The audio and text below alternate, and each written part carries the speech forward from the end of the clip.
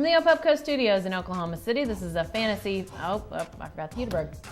Rewind. Do it again. And 3, 2.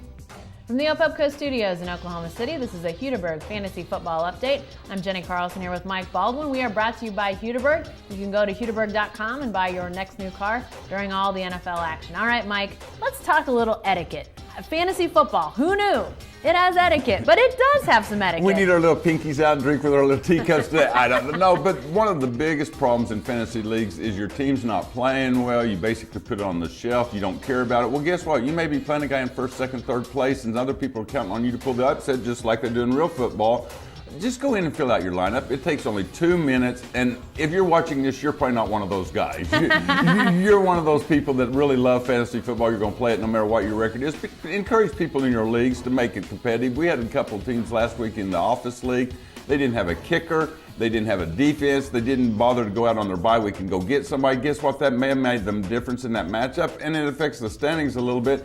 It's just competitive balance. Just fill out your lineup. It takes 2 minutes no matter what your record is. Otherwise, we're going to boo you next week. So. Yeah, exactly. Boo. Boo. All right. Playoffs are coming for fantasy owners. Playoff push. What advice do you have out there for Well, part of it is when you're getting down to just one matchup. It may be to get in the playoffs this week. And this is one of the fun part of leagues that do have playoffs. This is sort of like the last week of the season. This week right here.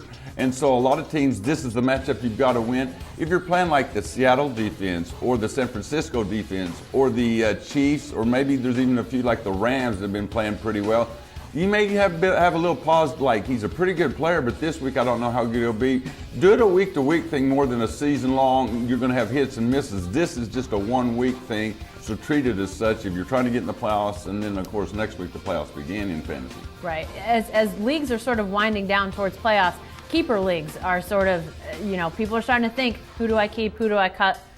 Give us some advice on keeper leagues. Well, there's an old trick that in one of our keeper leagues I'm in, the famous Andrew Gilman runs, anyway, there are guys that have already been picked up in our league. If they're available in your league and you get to keep 2 or 3 guys next year, they're on IR if you get them cheaper. Arian Foster, Julio Jones. We're talking first-round picks, second-round picks, guys that go high in auctions. If they're available and you get to keep them next year at a discount price, go get them now. It's sort of like Christmas shopping early type of thing.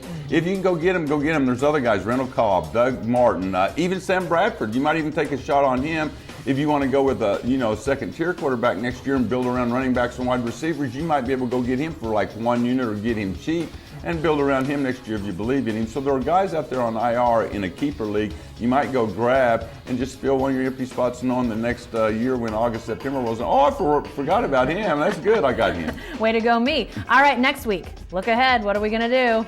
Well, it's a playoff push. We're going to give you a little bit of advice because not every league's playoff leagues, and the ones that aren't, be competitive because those races still got 4 weeks to go. But a lot of leagues do have playoffs. They start next week. We're going to give you a few tips. All right. Thanks, Mike.